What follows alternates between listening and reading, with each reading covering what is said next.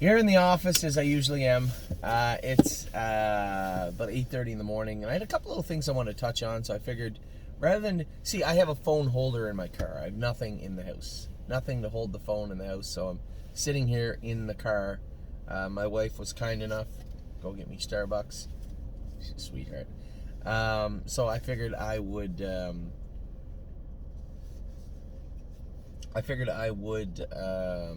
reach out to you guys. So a couple of things of business. Next week, I believe, will be my last trip to the States for a while. Things are starting to get a little hairy on both sides of the border. I was hassled a bit when I came back into Canada, when I flew back into Canada, into Ontario, the other day at the border. And as I left the terminal, I wasn't really sure if the lady was giving me a hard time. She wasn't clear about what I was supposed to do, but they don't pull, like when I go to the ground crossing, they pull your Nexus card, they pull your file up, and they have all your information in front of them. But they don't seem to do that when you go through the Canadian border, the airport. So I'm left every week haggling with these people over an exemption. And they'll look at the person beside them, like the border guard beside them, to ask them, then ask them, and it's like a tribunal all of a sudden. They don't know what to do. And I get it, right? They're trained to do a lot of things, but what's dropped in their lap now is to try and screen people for quarantining or not. It's tough. So as I said, when I come through the border on the ground side, there's never any problem. It's already in my file that I'm exempt, and I am, and that doesn't mean that I'm out, breathing on people, and I try to stay away from people best I can. As soon as I get home, first thing I do, go get a COVID test. I got another one yesterday. For those of you out there worried about getting a COVID test, it's not this, they jam it into your brain and you die. It's like 8 seconds. It's nothing. It's uncomfortable, if nothing else. It might bring a tear to your eye when they put the Q-tip up far, but it's not a big deal at all. And it takes, literally, I pulled in with an appointment. I was in and out in 8-9 minutes. Not a big deal at all. And the staff that did the job at Guelph, man, oh man, they have it down to a science. And it was a doctor that did mine, a very nice gentleman. I didn't get his name, but very nice gentleman, and very happy. I got a wife and kids, as I said. It feels like 8 or 9 COVID tests now that I've had this summer, and it gives me a little, obviously I didn't get the results yet, but I have 0 symptoms. I never have, but it gives me that little feeling like I'm doing my part, right? Now, the other side of that is the rest of me doing my part is I don't think I'll be going to the U.S. after Tuesday. Obviously, Jazzy Judy races for $100,000. The way I drove her the other day, I would have fired myself, but she is a little tricky still, and I promise to do a better job next week. My God, that was an abomination of a drive. Drew a great post. Horse inside him, he can leave fast. Well, some of the best horses drew outside. Looks like we're going to get a good trip, so that's good. As Kenny put it last night, it's going to be impossible to be 4 wide in the first turn from post 2. Thank you, Kenny. You're correct. But what I wanted to talk to you today about was, I had a number of people. So every fall for the past 2 years, we've had clients that we've always wanted to get a number of things done. First thing I wanted to get done was to buy that horse that had a little stronger pedigree. Wasn't that I wanted to, but for those of you that have followed us and been partners of mine for the past 3, 4, 5 years, you know that every year we've earmarked a horse or 2 or 3 that was going to be that kind of pricey horse. We knew going in, the risks, especially financially, they're heightened. But it was intriguing, and every year we have clients that want to do that, and this year was no different. We got 3 Point Blue Chip. I was really excited to get him, really happy to get him. And every year also, for me, to help me, I like to form groups. I have clients that'll say, hey, Anthony, could you package up some horses that might make sense for a group of people? And this year I did also, twice actually. We had a group mainly of Ontario horses that a number of Ontario clients had reached out to me about putting together. That group sold out very, very quickly in like 48 hours. And then as I left Timonium, especially last week, I wanted to package up horses that I thought made sense. So we put together, where's my list? we put together a list of 8 horses, totaling 123 shares. Now, there's a couple of hitches, both good for you. On this list is 10% of Jazzy Judy. Now, Jazzy Judy races for $100,000 on Tuesday. Now, because there's no rule, there's a 5% rule in Delaware. I think there's a gray area there, and if people want to join up, we're going to allow them. We're going to allow them at least till the weekend, and I'm sure that won't be a problem. So what I'm saying is, up until today is Thursday, Friday, Saturday, Sunday. You'll have to Sunday at noon to join up in this group. It's called the Winter Group. If you would like information on the Winter Group, let me know. If it's not told to you in just a second, if you need more information, let me know. I have an entire email. That's right, I have 2 phones. My other phone is my old phone, and I keep information on it, so I look like a drug dealer when I'm doing business. So we have 8 horses on it. Now, also, every fall, I have clients that will message me and say, hey, Anthony, I got X amount of shares of this horse. I haven't put the shares on the market yet. Would you be willing to trade me some shares in the yearling for shares in it could be a 3-year-old, a 2-year-old coming 3, could be a racehorse. And I had that very same call last week. A gentleman had shares in Stonebridge Simba and Cruising in Style, wanted to buy shares in Luck of the Dragon, and I don't blame him. I love Luck of the Dragon. Everybody loves Luck of the Dragon. I thought about it, we worked out the numbers, and we made it happen. So I had 25 shares of Stonebridge Simba. No big deal. So I put 25 shares of Stonebridge Simba in the Winter Group. I put 10 shares of Jazzy Judy. Now, as a caveat, I said to myself, you know, it's nice to own Jazzy Judy, but she's not going to race for 4 or 5 months after Tuesday, more than likely. You know, is there something that can be done there? As I said, I had a few shares of Cruising in Style. So what I will do is we will race. 10% of Jazzy Judy's ownership will be in the Winter Group. It will race for $100,000 out of the 2-hole on Tuesday. At that point, I will swap out 5 shares of Jazzy Judy. We're still going to keep her. I love Jazzy Judy. We're going to swap out 5 shares of Jazzy Judy for 5 shares of Cruising in Style in the Winter Group. And I think that only makes sense. Everybody wants to see horses race for the winter. I love the horses I put in here. I'll talk to them all. I'll talk to you all about them in just a minute. But having Stonebridge Simba, now he's in the $25,000 claiming series on Sunday, 7-1. I know Kenny. Kenny and I went to dinner the other night. A good friend of mine, good client. And Greg and David and his wife, Debbie, we all went out to eat after Jazzy Judy's race. That's another story. By the way, Kenny, 1 minute. I made it to the airport in time. 1 minute to the gate. Maybe 2 minutes. But it was good. It was good to go out and eat with my friends and clients, and I love doing that. So as Kenny was very worried about losing Simba. He loves Simba, and I love Simba too. I didn't think there was any chance of him being claimed with an allowance tagged onto him, and I still don't. If he is, as I said to Kenny, we can replace him. So as of right now, in the Winter Group, we have 25% of Stonebridge Simba. He's racing for 12.5 in the claiming series on Sunday night. He's in the Winter Group. Also in the Winter Group is 10% of Jazzy Judy. Half of those will be swapped out for 5% of Cruising in Style after Tuesday's race. So the group after Tuesday will be 25% of Simba, unless he's claimed, which, as I said, I don't think he will. Simba, 25% of Simba, 5% of Judy, 5% of Cruising in Style. Those would be the racehorse-aged horses, or racehorses at this point. Now, what babies do we put in there? Very important. Rosie's Masterpiece, I thought, needed to be in there. I preached to you guys.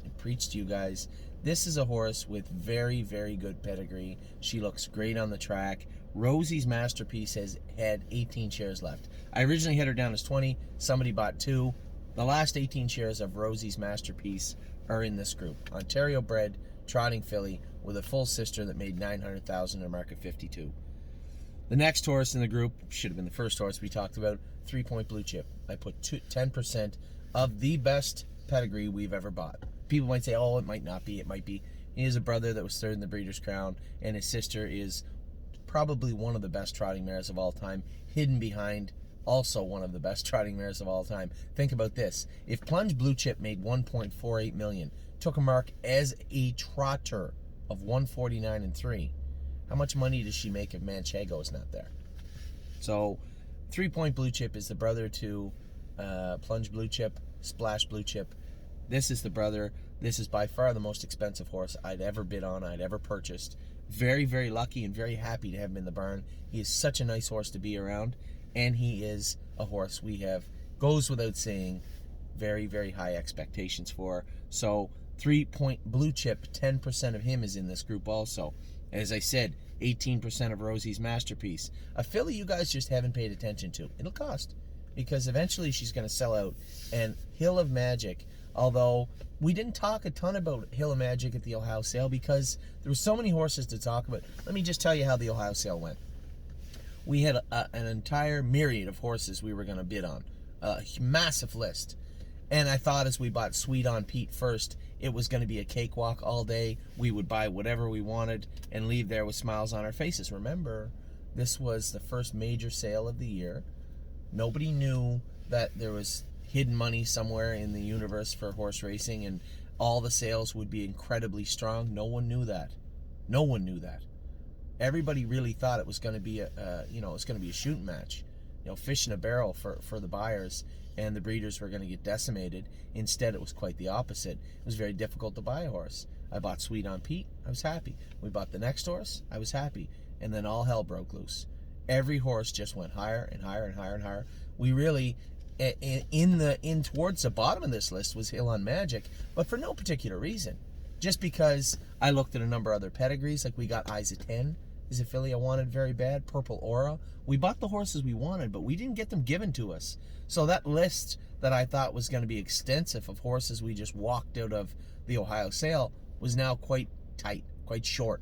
And we still got the horses we wanted, but there was no bargains. We had to pay what they were worth for the most part. There were some horses that we got much less than we should have, but for the most part, they were pretty much on par. Now, one of those horses we got for much less was Hill on Magic. And if you guys know how I price horses, I'm pretty frugal when it goes to sale. Like, I want to pay a absolute buyer's price for the horses, not a seller's price. And I had Hill of Magic after looking at the filly, both at the farm, and then putting my hands on her at the sale, looking at her, taking all the information into account. I priced her at $28,000.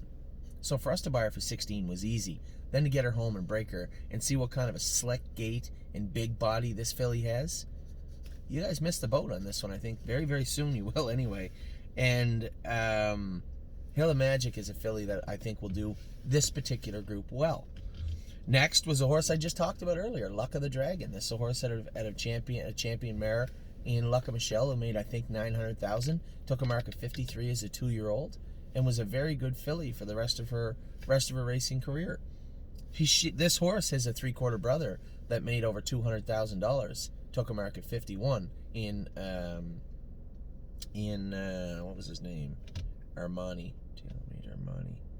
It doesn't matter. Luck of the Dragon got him home, slick gaiety, and just threw the hobbles right on him after the third day. He looked really, really good on the track, and everybody tells me how good he looks. This is a good-looking horse out of a very good mare by a sire that's sought after. Let's say not sought after as hard, I'll be honest, not sought after as hard as Down by the Seaside, but sought after. So Luck of the Dragon, 20% of Luck of the Dragon. In case I missed it, 20% also of Hill of Magic. Next is 10% of a filly. Could have easily put the rest of her shares in here. This is Tipsy and Dixie's Sister by Bar Hopping. This is Tie One On. It's funny, Tim Tetrick asked me the other day about the bar hoppings, how I like them. I think he'd maybe bought a couple in the sale. Again, people like them. And pretty hard not to like Tie One On. I mean, we already know what the sister can do. Sister was it's not like she was a Grand Circuit filly, but just a grinder and a tough filly. I couldn't like Tipsy and Dixie any more than I do right now, and I'm very, very high on her sister also. So Tie One On, I only put 10% in because I wanted to shrink the numbers for this group. I wanted to keep them a little bit lower. They were supposed to be at 125 shares. We got it down to 123. I'm going to tell you why. Well, I can tell you why, because Rosie's Masterpiece had 2 shares taken out of her right before we executed the winter group.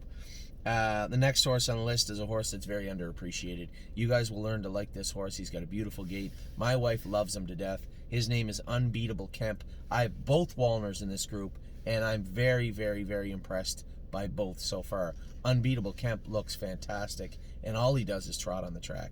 He's got great mannerisms, got a great attitude, and a big, long, strong frame. Unbeatable Kemp. I was a little perplexed why we were able to buy him for $17,000, and that has only grown since I've seen him.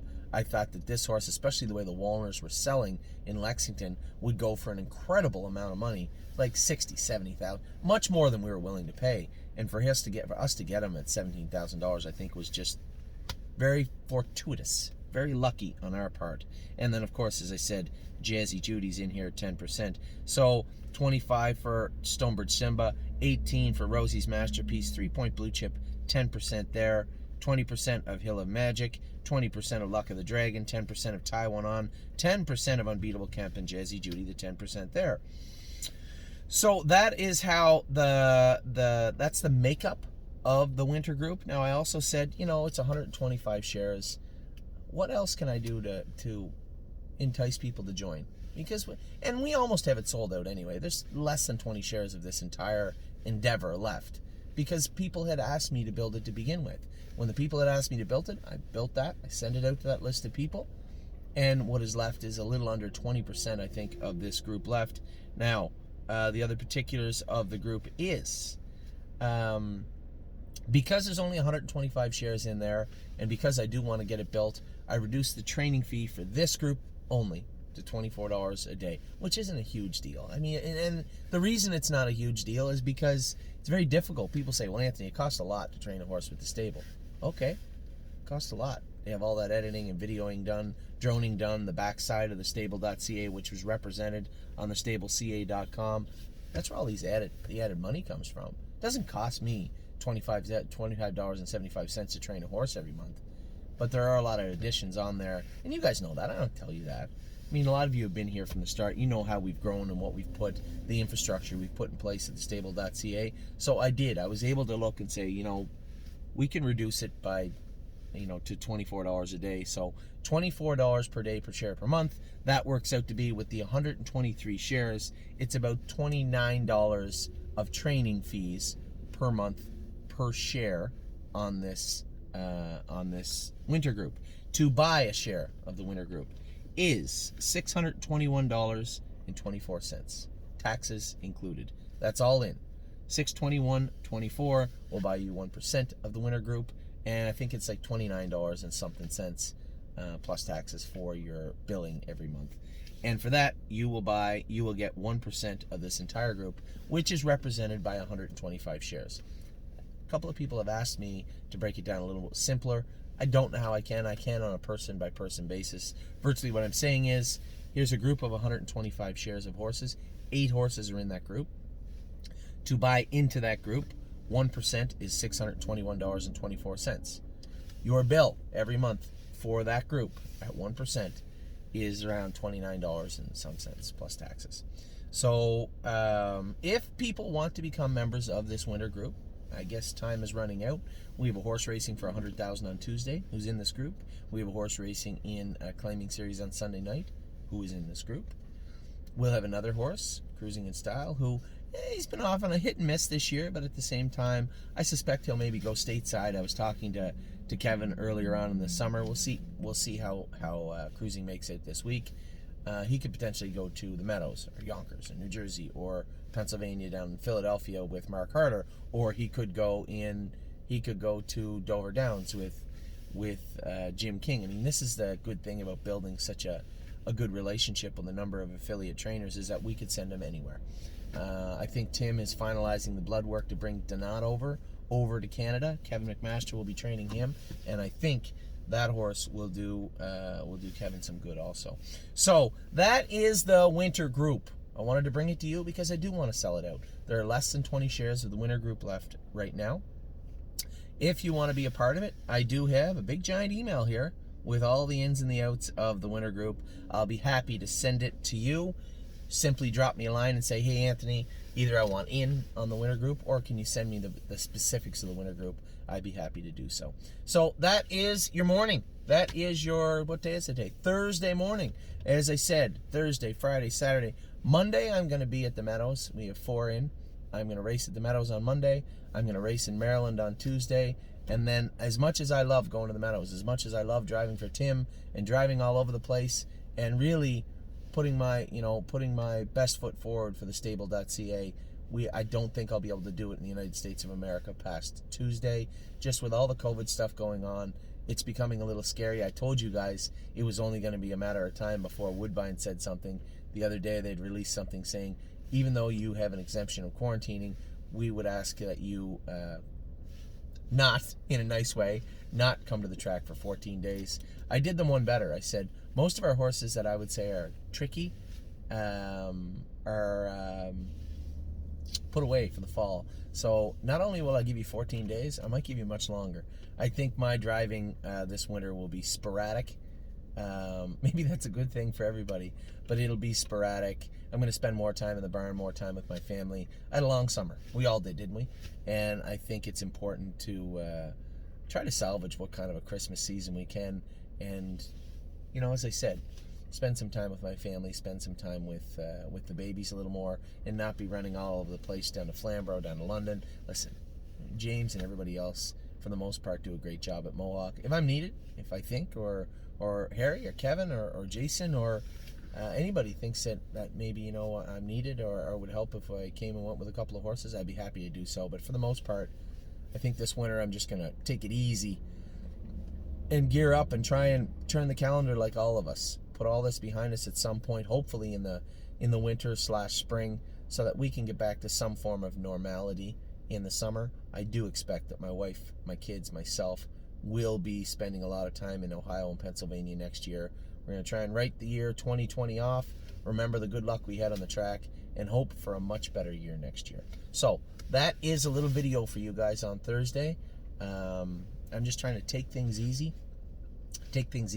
focus on the barn, focus on putting the rest of the sale season, the financial side of sale season behind me, and then focus on 2021. So take care. It's a sunny day today. I hope you guys are enjoying the sun, and wherever you are, I hope the weather's good. Take care. Have a great day.